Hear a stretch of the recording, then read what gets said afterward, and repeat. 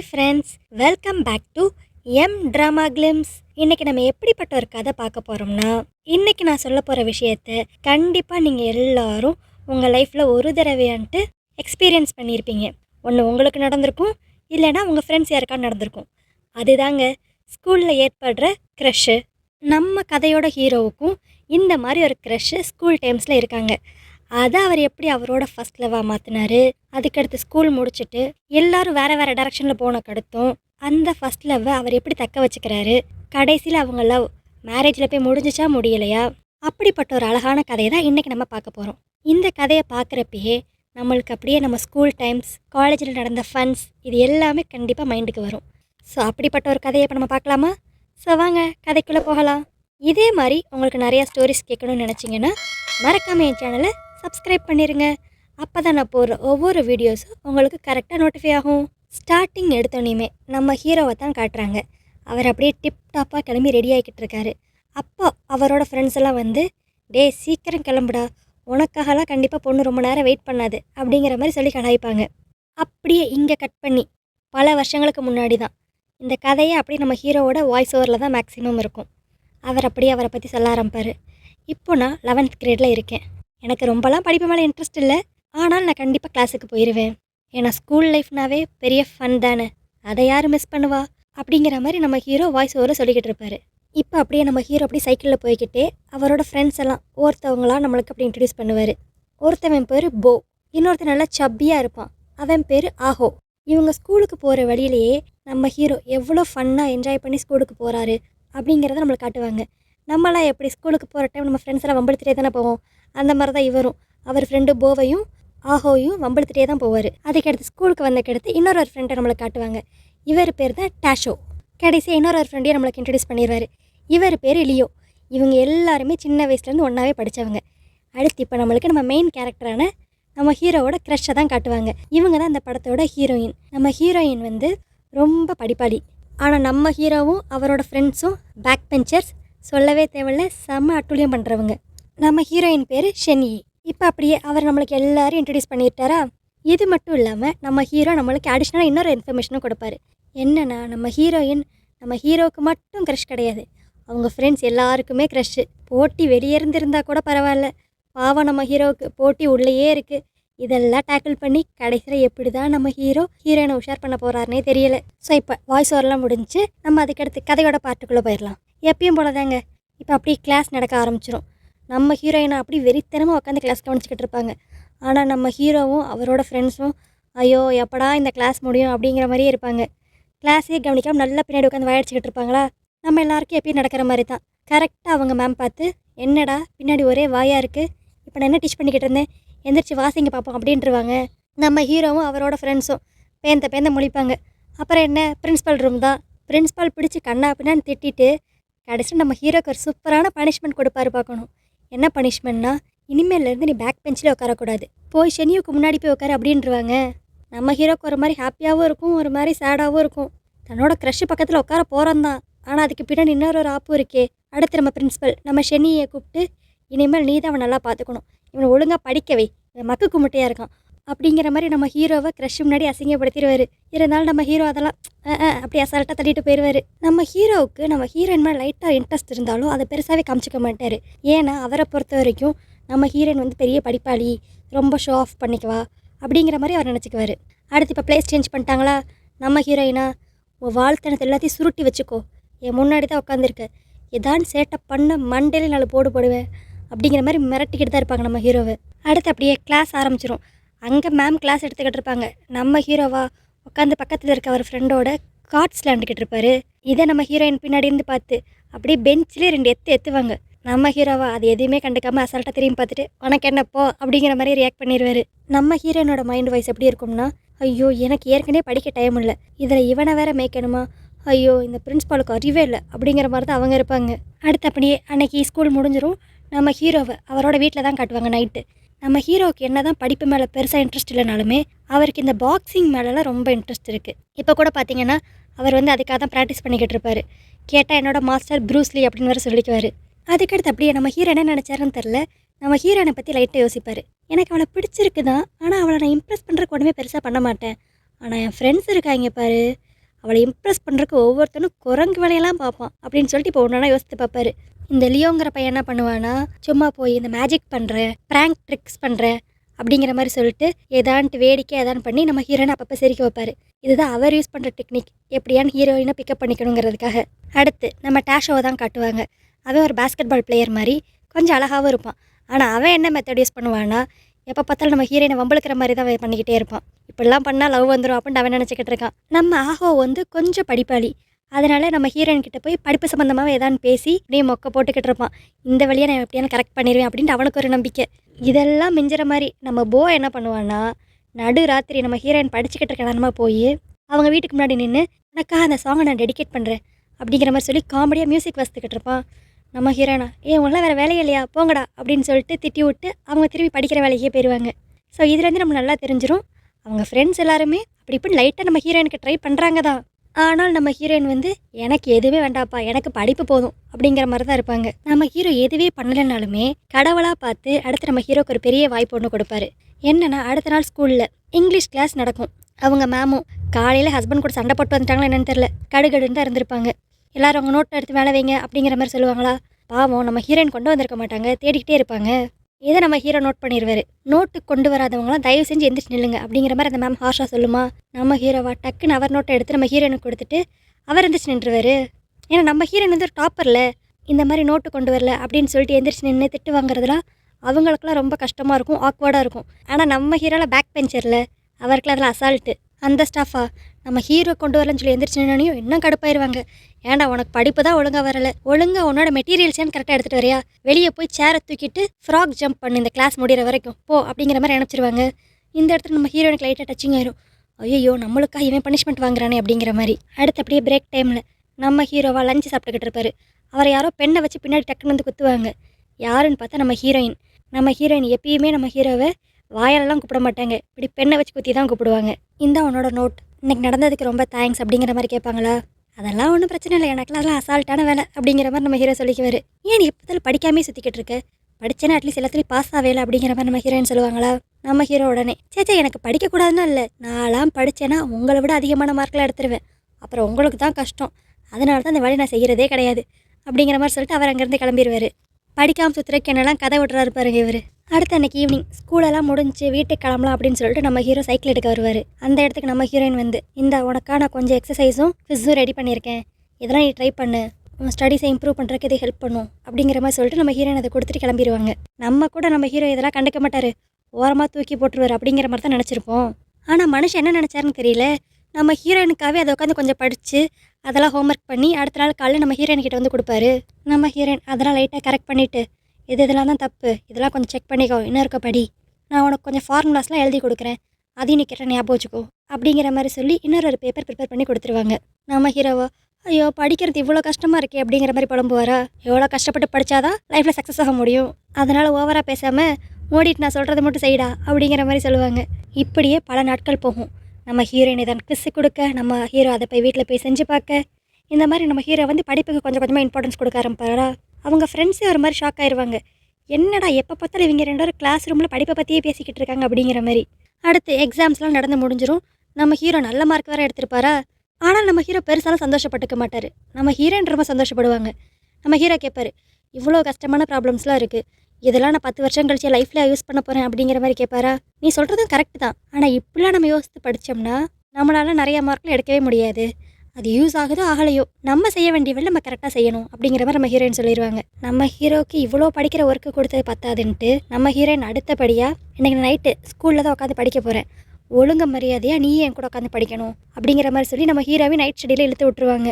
நம்ம ஹீரோயின் இவ்வளோ ஹோம்ஒர்க் நம்ம ஹீரோவுக்கு கொடுப்பாங்களா.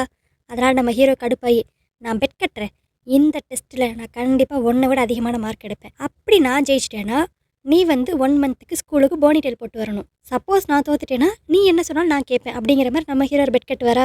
நம்ம ஹீரோயின் எதனாலும் ஓகே ஓகே எனக்கு பிரச்சனை இல்லை, ஏன்னா எப்படினாலும் நான் தானே ஜெயிப்பேன் அப்படிங்கிற மாதிரி அவங்க நம்ம ஹீரோவை மொக்க பண்ணி அனுப்பிச்சிருவாங்க.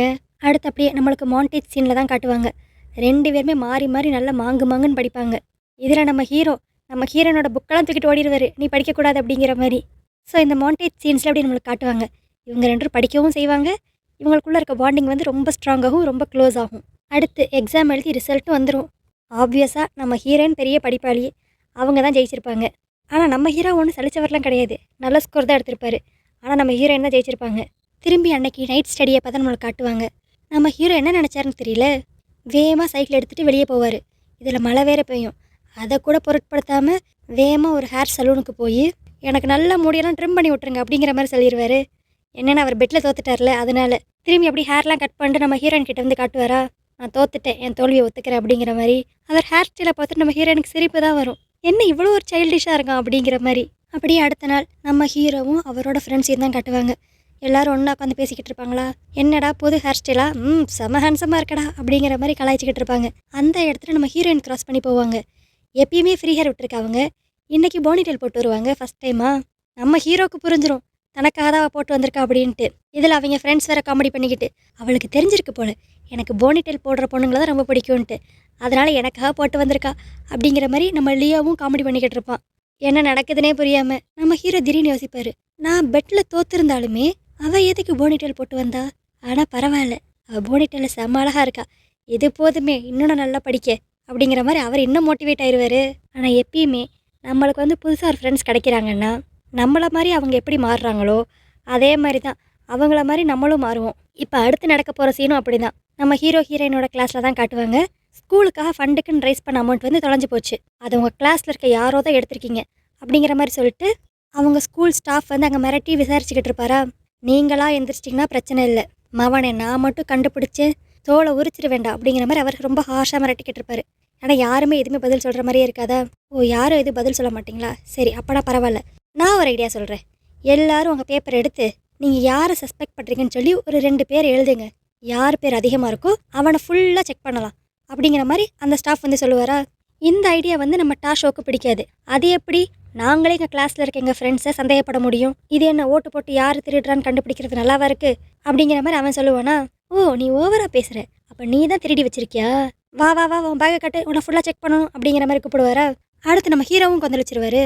அவன் சொல்கிறது கரெக்டு தான் சார், நீங்கள் எப்படி 19 எல்லாரையும் சந்தேகப்படலாம், அது மட்டும் இல்லாமல் ஓட்டு போட்டு திருட யாருன்னு கண்டுபிடிக்கிறது நல்லாவா இருக்குது அப்படிங்கிற மாதிரி நம்ம ஹீரோவை அதுக்கு எடுத்து கற்றுவோம். நீங்கள் எல்லாம் கூட்டு களவாடிங்களா, வாங்க வாங்க உங்கள் ஃப்ரெண்ட்ஸ் கேங்க அப்படியே பேக் எடுத்து காட்டுங்க அப்படிங்கிற மாதிரி சொல்லுவாங்களா. இப்படி நம்ம ஹீரோவும் இதில் மாட்ட போகிறோம் அப்படின்னு தெரிஞ்சோனையும் நம்ம ஹீரோயினை எந்திரிச்சிருவாங்க. சார் அவங்க எல்லாம் சொல்கிறது கரெக்டு தான், நீங்கள் சொல்கிற மெத்தட் ரொம்ப தப்பு, நாங்கள் எப்படி எங்கள் கிளாஸ் ஸ்டூடெண்ட்ஸை சந்தேகப்பட முடியும் அப்படிங்கிற மாதிரி நம்ம ஹீரோயினை சொல்லிடுவாங்க. நம்ம ஹீரோயின் எந்திரிச்சோன்னே ஆட்டோமேட்டிக்காக அப்படி நம்ம ஹீரோவோட ஃபுல் கேங் எந்திரிச்சிடும். அப்புறம் என்ன, இப்படி ஒவ்வொரு ஆளாக சேர சேர சேர மொத்த கிளாஸ் இதுக்கு அகேன்ஸ்ட் ஆயிருமா. ஆனால் என்னைக்கு இங்கே ஸ்டூடெண்ட்ஸ் ஜெயிச்சிருக்காங்க. ஓ, என்ன தேவையில்லாமல் சீன் கிரியேட் பண்ணுறீங்களா, வாங்கடா அவங்க கேங் மொத்தத்தையும் போய் பிரின்சிபல் ஆஃபீஸ் ரூமில் நிற்க வைக்கிறேன் அப்படின்ட்டு அந்த ஸ்டாஃப் பனிஷ்மெண்ட் கொடுத்து நிற்க வச்சிருவாரு. இந்த பாய்ஸுக்கெல்லாம் பிரச்சனை இல்லை, அசால்ட்டாக நிற்பாங்க. ஆனால் நம்ம ஹீரோயினா அழுதுகிட்டே பனிஷ்மெண்ட் செஞ்சுக்கிட்டு இருப்பாங்க. என் வாழ்க்கையில் இதான் ஃபஸ்ட்டு டைம் இப்படி பனிஷ்மெண்ட் வாங்குறேன், உங்கள் கூட சேர்ந்ததுக்கு நல்லா வச்சு செஞ்சுட்டீங்கடா அப்படிங்கிற மாதிரி சொல்லிட்டு அழுதுகிட்டு இருப்பாங்க. நம்ம ஹீரோவா, நீ அழுகிறப்ப அழகாக தான் இருக்க, க்யூட்டாக தான் இருக்க அப்படிங்கிற மாதிரி நம்ம ஹீரோயினை சமாதானப்படுத்துகிறோன்னு நினச்சிக்கிட்டு அவர் வெறுப்பேற்றிக்கிட்டு இருப்பாரு. அங்கே இருக்கிற பாய்ஸ் எல்லாருக்குமே நம்ம ஹீரோயின் தானே க்ரஷ்ஷு.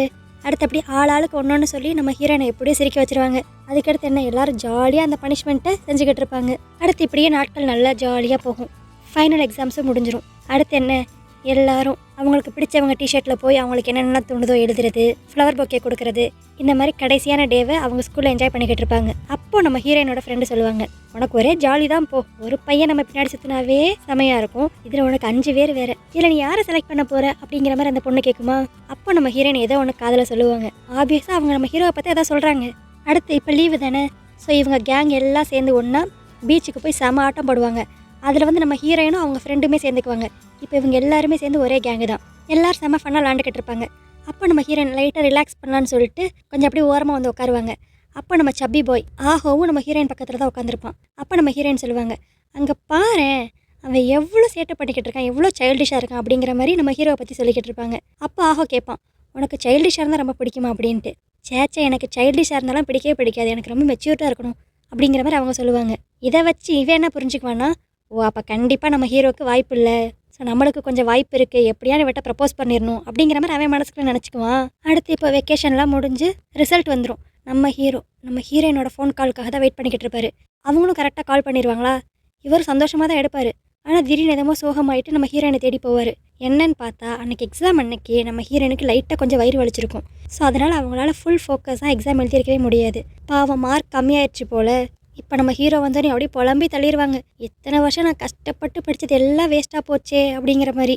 நம்ம ஹீரோக்கு பாவம் என்ன பண்ணுறதுன்னு தெரியாது. அவங்க ரொம்ப வேறு அழுவாங்களா, உடனே என்ன பண்ணிடுவாருன்னா தன்னோட டிஷர்ட்டை கழட்டி இந்த தொடச்சிக்கோ அப்படிங்கிற மாதிரி கொடுத்துருவாரு. எனக்கு இதை பார்த்தனே ஷாக்கு. என்னடா ஆவுன்னா துடைக்கிறதுக்கு டிஷர்ட்டை கழட்டி கொடுக்குறீங்க அப்படிங்கிற மாதிரி தான். ஏன்னா நான் பார்த்த பல ட்ராமாவில் இப்படி தான் பண்ணிக்கிட்டு இருக்காங்க ஹீரோஸ் எல்லாமே. நம்ம ஹீரோவும் லைட்டாக சமாதானம்லாம் படுத்த ட்ரை பண்ணுவார். கவலைப்படாத, நல்ல யூனிவர்சிட்டி உனக்கு கண்டிப்பாக கிடைக்கும் அப்படிங்கிற மாதிரி. இருந்தாலும் நம்ம ஹீரோயின் சமாதானம் ஆகிற மாதிரி தெரியாதா. அதனால் நம்ம ஹீரோ அடுத்து உடனே என்ன பண்ணுவார்னா, எனக்கு உன்னை பிடிக்கும், நான் உன்னை லவ் பண்ணுறேன் அப்படிங்கிற மாதிரி சொல்லிடுவார். நம்ம ஹீரோயின், டே இதை சொல்கிறதுக்கான நேரமாடா இது, நானே இங்கே நல்ல யூனிவர்சிட்டியில் சேருவேனா சேர மாட்டேனா அப்படிங்கிற கன்ஃபியூஷனில் இருக்கேன், ஏன்டா நீ வேறு அப்படிங்கிற மாதிரி அவங்க அதை ஜாலியாக எடுத்துக்குவாங்க. ஏன்னா அவங்களுக்கு தான் முன்னாடியே தெரியுமே ஹீரோக்கு அவங்கள பிடிக்கும் அப்படின்ட்டு. அடுத்து நம்ம எல்லார் லைஃப்லையும் நடக்கிற மாதிரி தான். எல்லோரும் வேறு வேறு காலேஜில் ப்ளேஸ் ஆகியிருப்பாங்க. அதுக்கடுத்து என்ன, எல்லோரும் வேறு வேறு டைரெக்ஷனில் பிரிஞ்சு போயிடுவாங்க.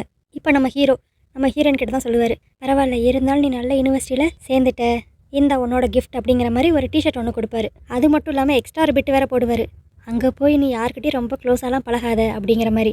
இன்னும் இவர் ப்ராப்பராக ப்ரப்போஸ் பண்ணலை, ஆனாலும் அதுக்குள்ளே இவருக்கு கொஞ்சம் ஜெலசி வந்துருச்சு. அடுத்து நம்ம ஹீரோயின் அவங்களுக்கான ட்ரெண்டில் ஏறி போயிடுவாங்களா. அப்போ தான் அந்த டிஷர்ட்டை பார்ப்பாங்க ஓப்பன் பண்ணி. அதில் வந்து நம்ம ஹீரோ என்ன வரைஞ்சிருப்பாருன்னா, ஒரு ஆப்பிள் மாதிரி ஒன்று வரைஞ்சி you are the apple of my eye அப்படிங்கிற மாதிரி சொல்லி போட்டிருப்பாரு. அடுத்து இப்போ நம்ம ஹீரோவை அவரோட காலேஜில் காட்டுவாங்க. புது லைஃபு, புது ரூமு, பழைய ஃப்ரெண்ட்ஸ் யாருமே இல்லை. இதில் நம்ம ஹீரோயின் வேறு இல்லையா, அதை தான் அவர் நினச்சி ரொம்ப வருத்தப்படுவார். எனக்கு படிப்புக்கு மோட்டிவேட்டாக இருந்தவளே அவள் தான், ஆனால் இப்போ அவள் என் காலேஜ் இல்லை அப்படிங்கிற மாதிரி சலிச்சுக்குவார். அடுத்து அன்னைக்கு நைட்டே நம்ம ஹீரோயினுக்கு ஃபோன் பேசுறதுக்கு தான் வருவார். அப்போல்லாம் அவ்வளோவா செல்ஃபோன்ஸ் யூசேஜில் கிடையாது. அதனால் நம்ம ஹீரோ மணிக்கணக்காக லைனில் காத்திருந்து நம்ம ஹீரோயின் கிட்டே பேச வருவாங்க. சுற்றி பார்த்தா எல்லாம் அப்படி தான் இருப்பாங்க.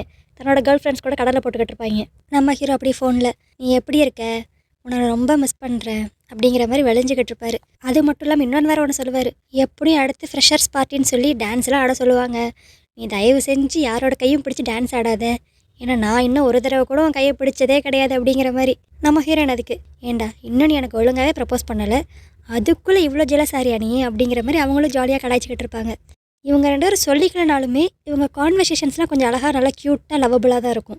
சரி இந்த வீக்கெண்ட்ஸில் நம்ம மீட் பண்ணலாம் அப்படிங்கிற மாதிரி இவங்க ரெண்டு பேரும் ஒரு பிளான் போட்டுருவாங்க. ஆக்சுவலி பார்த்தீங்கன்னா நம்மளும் இதை தான் பண்ணியிருப்போம். நம்ம ஃப்ரெண்ட்ஸ் எல்லோரும் வேறு வேறு காலேஜ் போயிடுவோம். எப்படா அந்த வீக்கெண்ட் வரும், எப்படா அந்த ஸ்கூல் ஃப்ரெண்டை பார்க்கலாம், ஸ்கூல் க்ரஷ்ஷை பார்க்கலாம் அப்படிங்கிற மாதிரி தான் காத்துக்கிட்டு இருப்போம். அடுத்து என்ன, வீக்கெண்ட் வந்துடும், ரெண்டு பேரும் செம்மையாக ஒன்றா ஊர் சுற்றி நல்லா என்ஜாய் பண்ணுவாங்க. அப்போ நம்ம ஹீரோயின் சொல்லுவாங்க, உனக்கு உண்மையிலே என்ன ரொம்ப பிடிக்குமா, ஏன்னா உனக்கு இன்னும் என்னை பற்றி முழுசாகவே தெரியாது, ஏன்னா நீ எனக்கு காமா மட்டும்தான் பார்த்துருக்க, எனக்கு ரொம்ப கோவம் வரும், என் தங்கச்சி கூட நான் ரொம்ப சண்டை போடுவேன், இந்த மாதிரி உனக்கு தெரியாத நிறையா பக்கங்கள் எனக்கு இருக்குது அப்படிங்கிற மாதிரி அவங்க சொல்லுவாங்களா. நம்ம ஹீரோ யோசிக்கவே மாட்டார், என்ன இருந்தாலும் எனக்கு ஒன்றை தான் ரொம்ப பிடிக்கும், அது ஏன்னு தெரியல, உன்கிட்ட ஏதோ ஒன்று இருக்குது, என்னை அப்படியே உன் பக்கம் அப்படி ஈர்க்குது அப்படிங்கிற மாதிரி காதல் வசனங்களாக அவர் பொழிஞ்சு தள்ளுவார். ஆக்சுவலி நம்ம ஹீரோயின் கேட்டது காரணமே வேறு, அவன் எப்படியானு ப்ராப்பராக தான்கிட்ட ப்ரப்போஸ் பண்ணிட மாட்டானா அப்படிங்கிற எண்ணத்தில் தான் அவங்க கேட்டிருப்பாங்க. நம்ம ஹீரோ அது புரியாமல் காதல் வசனங்களை மட்டும் அள்ளி தெளிச்சிக்கிட்டு இருப்பாரு. நம்ம ஹீரோயின், போடா நான் உனக்கு என்ன சொல்ல வரேனே புரியல, நீ சைல்டிஷாக பதில் சொல்கிற அப்படிங்கிற மாதிரி சொல்லிட்டு மூச்சு திருப்பிட்டு போயிடுவாங்களா. நம்ம ஹீரோ லைட்டாக பயந்துருவார், ஐயோ அவளுக்கு நம்மளை பிடிக்கலை போல, நம்மளை ரிஜெக்ட் பண்ணுறக்காக தான் இப்படி ஏதோ காரணம் சொல்கிறா போல அப்படிங்கிற மாதிரி அவர் நினச்சிக்குவார். அடுத்து இவங்க ரெண்டு பேரும் சேர்ந்து ஒரு பலூன் மாதிரி ஒன்று பறக்க விடுவாங்க மேலே. அதில் வந்து நம்ம என்ன ஆசைப்படுறோமோ அதை எழுதிக்கலாம். அந்த மாதிரி அந்த இடத்துல வச்சு நம்ம ஹீரோவா, நான் என்னை ரொம்ப இம்ப்ரூவ் பண்ணிக்கிட்டு இருக்கேன், எனக்கு உன் மேலே அவ்வளோ லவ் இருக்குது, கண்டிப்பாக எனக்கு தெரியும், ஒரு நாள் இல்லை ஒரு நாள் நீ என்னோட கேர்ள் ஃப்ரெண்டாக என் பக்கத்துலேயே எப்பயுமே என் கூட இருப்ப அப்படிங்கிற மாதிரி அவர் சொல்லுவாரா. இது போதுமே, இதுக்காக தான் நான் இவ்வளோ நேரம் காத்துக்கிட்டு இருந்தேன் அப்படிங்கிற மாதிரி நம்ம ஹீரோயின் இந்த சைட் ஸ்மைலிங் ஃபேஸாக இருப்பாங்க. அப்போது நான் என்னோட பதிலை இப்போவே சொல்லவா அப்படிங்கிற மாதிரி கேட்பாங்க. நம்ம ஹீரோ என்ன நினச்சாருன்னு தெரில, அவள் வேண்டான்னு தன்னை சொல்லிடுவா அப்படின்னு நினச்சிக்கிட்டு, இல்லை இப்போதைக்கு அவன் பதிலை சொல்லாத, கொஞ்சம் யோசித்தே நீ சொல்லு அப்படிங்கிற மாதிரி சொல்லிடுவார். இதை பார்க்குறக்கு நம்மளுக்கே, அவளே ஓகேன்னு சொல்ல வந்தா, நீ தாண்டா தேவையில்லாமல் கெடுத்துக்கிட்ட அப்படிங்கிற மாதிரி தான் இருக்கும். அடுத்து நம்ம ஹீரோ ஹாஸ்டலுக்கு வந்துட்டு ரொம்ப யோசிப்பார், அவளை எப்படியும் இன்னும் நம்ம இம்ப்ரெஸ் பண்ணணும், நம்ம தான் பெஸ்ட் அப்படிங்கிறத அவளுக்கு ப்ரூவ் பண்ணணும், நம்ம என்ன பண்ணலாம் அப்படின்னு சொல்லி யோசிப்பார். அப்போ தான் அவருக்கு ஒரு ஐடியா வரும், சரி நம்ம தான் சண்டை நல்லா போடுவோம்ல, ஒரு மேட்ச் ஒன்று வைப்போம், அதில் நம்ம பஞ்சஸ்லாம் பார்த்து அவள் அப்படியே இம்ப்ரெஸ் ஆயிடணும் அப்படின்னு சொல்லிட்டு நம்ம ஹீரோ ஒரு பிளானை போட்டு அவங்க ஹாஸ்டலில் இருக்க எல்லாருக்குமே ஒரு பேம்ப்ளெட் ஒன்று பாஸ் பண்ணிடுவார். இந்த மாதிரி என் கூட யார் வேணாலும் ஃபைட் பண்ணலாம் அப்படிங்கிற மாதிரி, மேட்ச்சுக்கு யார் ரெடியோ நம்ம ஹாஸ்டலுக்கு பின்னாடி இருக்கிற இடத்துக்கு வந்துருங்க அப்படிங்கிற மாதிரி சொல்லியிருப்பாரு. அதுக்கடுத்து இந்த மேட்சை பற்றி நம்ம ஹீரோயின் கிட்டையும் சொல்லுவாரா, நீ வா கண்டிப்பாக வந்து பார்க்கணும் அப்படிங்கிற மாதிரி. நம்ம ஹீரோயின் பிடிச்சி திட்டி விட்டுருவாங்க, ஏன்டா அவங்களுக்குலாம் படிக்கிற வேலையே இல்லையா, போய் படிங்கடா, நல்ல மார்க் எடுங்கடா அப்படிங்கிற மாதிரி சொல்லுவாங்களா. இதெல்லாம் சும்மா ஒரு ட்ரைனிங் மாதிரி, படிக்கிறதுக்கு முன்னாடி ரெஃப்ரெஷ் ஆகிற மாதிரி, அப்படி கூட வச்சுக்கலாம்ல அப்படிங்கிற மாதிரி நம்ம ஹீரோ சொல்லுவார். நம்ம ஹீரோயினுக்கு ரொம்ப கடுப்பாயிரும், நீ ஏன் இப்படி பண்ணுறேன்னே தெரியல, நீ என்ன தான் சொன்னாலும் அது ஒரு சண்டை, நான் சொல்கிறதே நீ கேட்காத அப்படிங்கிற மாதிரி சொல்லிட்டு அவங்க ஃபோனை வச்சுருவாங்க. ஸோ இங்கேருந்து தான் நம்ம ஹீரோ அவர் காதலுக்கு அவரே ஆப்பு வச்சுக்கிட்ட மூமெண்ட் ஆரம்பிக்க போகுது. அப்படியே அடுத்த நாள் மேட்சும் ஆரம்பிச்சிரும். நம்ம ஹீரோ பெரிய ஃபைட்டர் தான், ஆனால் ஆப்போசிட்டில் இருக்கிறவனும் சும்மா சாதாரண ஆள்லாம் கிடையாது. கராத்தேல பிளாக் பெல்ட் வாங்கினவன் போல. ஃபர்ஸ்ட் பஞ்சே நம்ம ஹீரோ நல்ல ஒரு ஷாட் ஒன்று வைப்பார். அவன் கடுப்பாயிருவான், அடுத்து போட்டு செம அடி அடிப்பான். நம்ம ஹீரோ அவ்வளோ சீக்கிரத்தில் விட்டுற மாட்டார், அவரும் செம அடி அடிப்பார் போட்டு. அடுத்து கரெக்டாக நம்ம ஹீரோயின் அந்த இடத்துக்கு வருவாங்க. இவங்க ரெண்டு பேரும் நல்ல மல்லு கட்டிக்கிட்டு இருப்பாங்க கொலவெறியோட. அந்த ஆப்போசிட்ல இருந்த பையனா தூக்கி ஒரு தான் வீசி எறிவான் நம்ம ஹீரோவை. கரெக்டாக போய் நம்ம ஹீரோயின் இருக்க சைட்லேயே போய் விழுவோம். அப்படியே அடுத்து அந்த ரெஃப்ரி கவுண்டிங் ஆரம்பிச்சிருவாரு, 1 2ன்ட்டு. நம்ம ஹீரோ அப்படியே மெதுவாக பார்த்தா நம்ம ஹீரோயின் இருப்பாங்க, அவ்வளோதான் அப்படியே பூஸ்டப் ஆயிடுவார். அடுத்து என்ன, நம்ம ஹீரோ செமையாக ஃபைட் பண்ணி வின் பண்ணிடுவார். அடுத்து அந்த மேட்ச் எல்லாம் முடிஞ்சக்கடுத்து நம்ம ஹீரோயின் வெளியே வந்து நம்ம ஹீரோக்கா வெயிட் பண்ணிக்கிட்டு இருப்பாங்களா. நம்ம ஹீரோ கேட்பாரு, ஏன் நீ பாதி மேட்ச்லேயே வெளியே வந்துட்ட, நான் கடைசியாக எப்படி அவனை அடிச்சேன்னு சொல்லி நீ பார்க்கவே இல்லையா அப்படிங்கிற மாதிரி தான் பேசிக்கிட்டு இருப்பாரு. நம்ம ஹீரோனுக்கு ரொம்ப கோவம் வந்துடும். என்னடா இதெல்லாம் தேவையெல்லாம் இப்படி சண்டை போட்டு மூஞ்செல்லாம் அடி வாங்கிட்டு வந்துக்கிட்டு இதுலேருந்து உனக்கு என்ன கிடைக்கிது, தேவையில்லாமல் சண்டை தான் போடுறீங்க, இது என்ன ஜாலியாக ஃபன்னாக இருக்குது அப்படிங்கிற மாதிரி அவங்க திட்டுவாங்களா. நம்ம ஹீரோ, இதில் என்ன இருக்குது, எவ்வளோ ஜாலியாக ஃபன்னாக இருக்குது அப்படின்ட்டு அவர் சொல்லுவார். இதெல்லாம் ஒரு விதமான ஸ்போர்ட்ஸ் அப்படின்னு சொல்லி அவர் சொல்லுவார். ஆனால் நம்ம ஹீரோயின் அவங்க ஒத்துக்கவே மாட்டாங்க, இது ஒரு வைலன்ஸ், நீ ஏன் தான் இப்படி குழந்தைத்தனமாக நடந்துக்கிறியோ அப்படிங்கிற மாதிரி அவங்க சொல்லுவாங்களா. நம்ம ஹீரோக்கு உடனே கடுப்பாயிரும். என்ன எப்போ பார்த்தாலும் குழந்தைத்தனமானே சொல்லிக்கிட்டு இருக்கு, எனக்கு இதுதான் பிடிச்சிருக்கு, அதையே உனக்கு புரிய மாட்டேங்குது அப்படின்னு சொல்லி இப்போ அந்த வாக்குவாதம் லைட்டாக சண்டையாக மாற ஆரம்பிக்குது. ஆமாம், நான் சைல்டிஷாக தான் பிஹேவ் பண்ணிக்கிட்டு இருக்கேன், எனக்கு உன்னை எவ்வளோ பிடிக்கும் அப்படிங்கிறத வந்துட்டு ஓப்பனாக சொல்லி உன்னை எப்படியான்ட்டு எதாவது பண்ணி இம்ப்ரெஸ் பண்ணணும்னு நினைக்கிறேன்ல, அதுதான் நான் பண்ண தப்பு அப்படிங்கிற மாதிரி நம்ம ஹீரோ சொல்லுவாரா.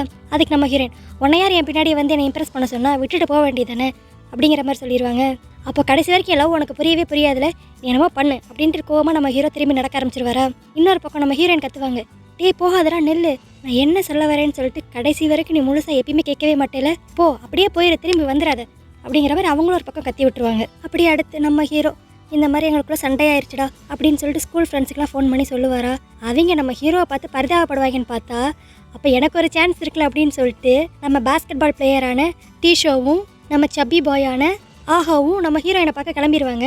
ஒருத்தன் பைக்கில் வந்து கட்டிருப்பான், ஒருத்தன் ட்ரெயினில் வந்து கட்டிருப்பான். கடைசியில் ட்ரெயினில் வந்தவனுக்கு தான் லக் அடிச்சிச்சு. இதையுமே நம்ம ஹீரோ வாய்ஸ் வரல சொல்லிக்கிட்டு இருப்பாரு. என்னதான் இருந்தாலும் பைக்கை விட ட்ரெயின் தானே ஃபாஸ்ட்டாக வரும். அந்த ட்ரெயினில் வந்தது யாருன்னா நம்ம ஆஹோ.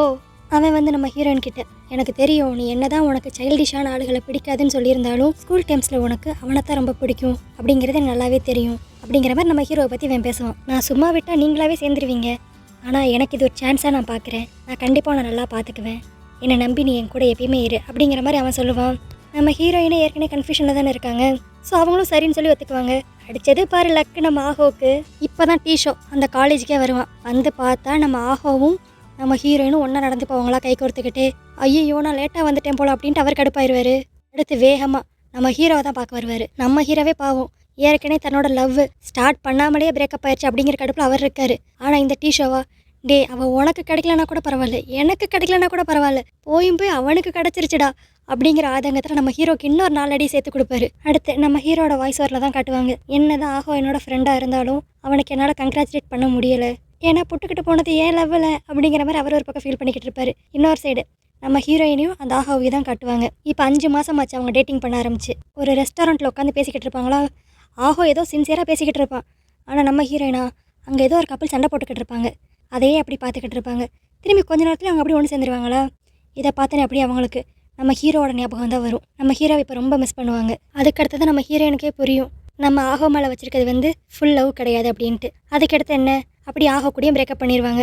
இது நம்ம ஹீரோவுக்கும் தெரிஞ்சிடும். ஆனால் எப்படி திரும்பி ஸ்டார்ட் பண்ணுறதுன்னு அவருக்கு புரியாது. அப்போ தான் கடவுளாக பார்த்து ஒரு பெரிய பூகம்பத்தை கொடுத்து நம்ம ஹீரோவுக்கு ஹெல்ப் பண்ணுவார்.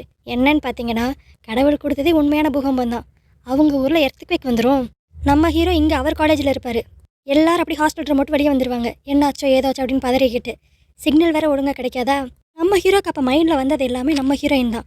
அப்படி தலைதறிக்க ஓடுவார், சிக்னல் எங்கே கிடைக்குதோ அது வரைக்கும். ரொம்ப தூரம் ஓடி ஒரு ரோட்டில் நடுவில் வந்து நிற்பார். சிக்னல் கிடச்சிரும். அடுத்து என்ன நம்ம ஹீரோயினுக்கு தான் ஃபோன் போடுவார். அங்கே நம்ம ஹீரோயினும் இந்த எர்த்குவேக் வந்தனால அவங்க ஹாஸ்டலுக்கு வெளியே நின்றுக்கிட்டு இருப்பாங்க. இப்போ நம்ம ஹீரோயின் ஃபோன் அட்டன் பண்ணிடுவாங்களா.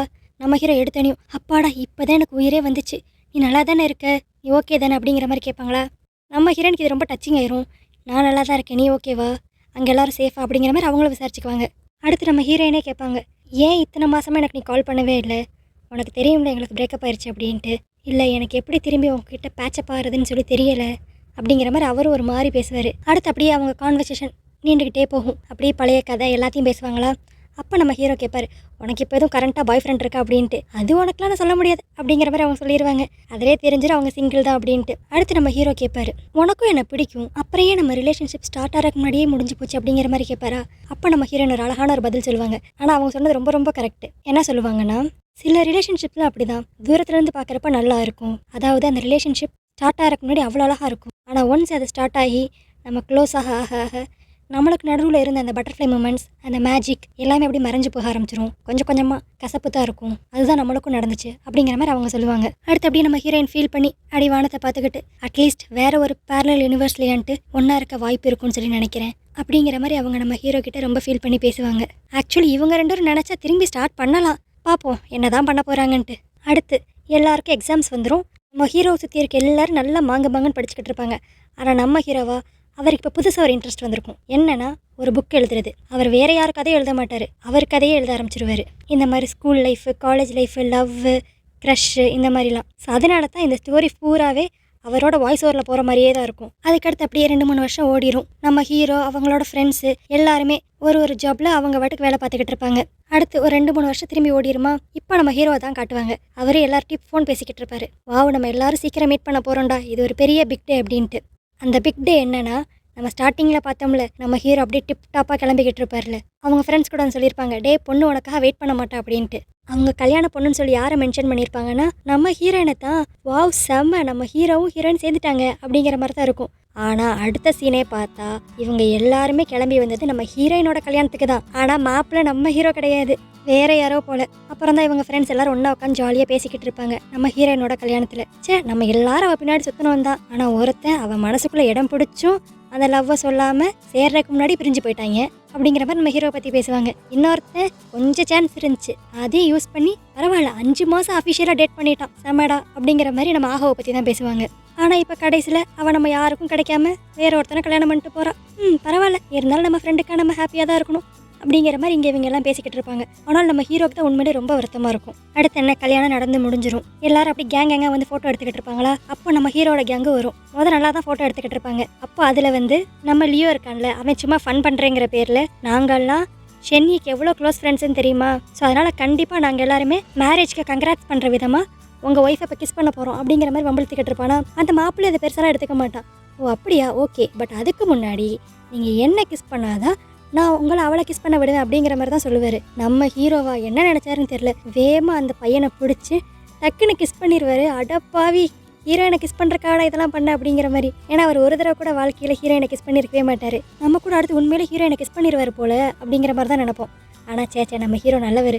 சும்மா அந்த மாப்பிள்ளையை மட்டும் கிஸ் பண்ணிவிட்டு நான் வம்பிழுத்தேன் அப்படிங்கிற மாதிரி சொல்லி விட்டுருவார். ஆனால் அவர் மனசுக்குள்ளே லைட்டாக ஒரு ஃபீலிங் இருக்கும். அவர் அந்த மாப்பிள்ளையை கிஸ் பண்ணப்போ உண்மையிலே ஹீரோயினை கிஸ் பண்ண மாதிரி நினச்சிக்கிட்டு நம்ம ஹீரோயின் சொன்னதான் யோசிச்சு பார்ப்பாங்க. நீ சொன்ன மாதிரி நம்ம அட்லீஸ்ட் வேற ஒரு பேரலல் யூனிவர்ஸ்லையான்ட்டு ஒன்றா இருப்போம் அப்படிங்கிற மாதிரி அவர் மனசை அவரே தேத்திக்குவார். இது எல்லாத்தையும் பார்த்து நம்ம ஹீரோயின் அப்படி சிரிச்சுக்கிட்டே தான் இருப்பாங்க. ஆனால் அவங்களுக்கு நம்ம ஹீரோவோட மனசு புரியும் லைட்டாக. ஆனால் இது அப்படியே அடுத்து ஃபன் ஸ்பாட்டாக மாற்றிடுவாங்க அந்த மித்த ஃப்ரெண்ட்ஸ் எல்லாரும். அப்போ நானும் உங்களை கிஸ் பண்ணுறேன் அப்படிங்கிற மாதிரி அந்த குரூமை போட்டு பாவம் படுத்தி எடுத்துருவாங்க. நம்ம ஹீரோவா அப்படியே கடைசியாக நம்ம ஹீரோயின் ஒருத்தரை பார்ப்பாரு. ஸ்கூல்ல இருந்து கடைசியாக காலேஜில் பிரியிற வரைக்கும் அவங்க 2 பேரும் எவ்வளோ டைம் ஒன்றா ஸ்பெண்ட் பண்ணாங்களோ அது எல்லாத்தையும் அப்படி யோசித்து பார்த்துட்டு கடைசியாக நம்ம ஹீரோயின் ஒரு லுக்கு தான் விடுவார். அந்த லுக்கோடைய அப்படி இந்த இடத்துல இந்த படம் முடியுது. என்னடா இப்படி போய் ஒரு முடிவு கொடுத்துட்டாங்களே அப்படின்ட்டு உங்களுக்கு தோணும். ஆனால் நீங்கள் நல்லா யோசித்து பார்த்தீங்கன்னா, நான் ஆரம்பத்திலே சொன்ன மாதிரி நம்மளை சுற்றியோ இல்லை நம்மளுக்கு கூட நடந்திருக்கும். என்னன்னா, நம்ம ஸ்கூல் படிக்கிறப்போ ஒரு க்ரஷ் இருந்திருப்பாங்க. ஆனால் எல்லாருக்குமே ஃபர்ஸ்ட் லவ் அமைகிறதும் கிடையாது. அதே மாதிரி அந்த ஃபர்ஸ்ட் லவ் கடைசியில் மேரேஜ் வரைக்கும் போய் முடியுங்கிறது நிச்சயமே கிடையாது. நிறைய பேர் கடைசியில் ஒன்றும் சேர்ந்துருக்காங்க, சேராமையும் போயிருக்காங்க. ஆனால் இந்த கதையை பார்க்குறப்ப உண்மையிலே நம்மளுக்கு அப்படியே நம்ம ஸ்கூல் டைம், காலேஜ் டைம், அதுலேருந்து அந்த ஃபன் மெமரிஸ், லவ் மூமெண்ட்ஸ் எல்லாத்தையும் அப்படி ஞாபகப்படுத்தும். ஸோ நம்ம ஹார்ட்டுக்கு ரொம்ப க்ளோஸான ஒரு கதையை நான் சொல்லியிருக்கேன் அப்படிங்கிற திருப்தியோட இன்னைக்கு வீடியோ நான் முடிச்சுக்கிறேன். இந்த கதை உங்களுக்கு பிடிச்சிருந்துச்சுன்னா லைக் பண்ணுங்கள், உங்கள் ஃப்ரெண்ட்ஸுக்கு ஷேர் பண்ணுங்கள். அதே மாதிரி உங்களுக்கும் ஒரு க்ரஷ் ஒன்று இருந்திருக்கும் ஸ்கூல் டைம்ஸில். அது ஃபர்ஸ்ட் லவ்வாக மாறிச்சா, அது கடைசியாக மேரேஜ் வரைக்கும் போச்சா அப்படிங்கிற உங்கள் எக்ஸ்பீரியன்ஸை கீழே கமெண்ட் செக்ஷனில் மென்ஷன் பண்ணுங்கள். ஸோ இதே மாதிரி நிறைய கதை கேட்க மறக்காமல் என் சேனலை சப்ஸ்கிரைப் பண்ணிடுங்க. வேற ஒரு கதையோட வேற ஒரு வீடியோவில் உங்களை சந்திக்கிறேன். அது வரைக்கும் பாய்.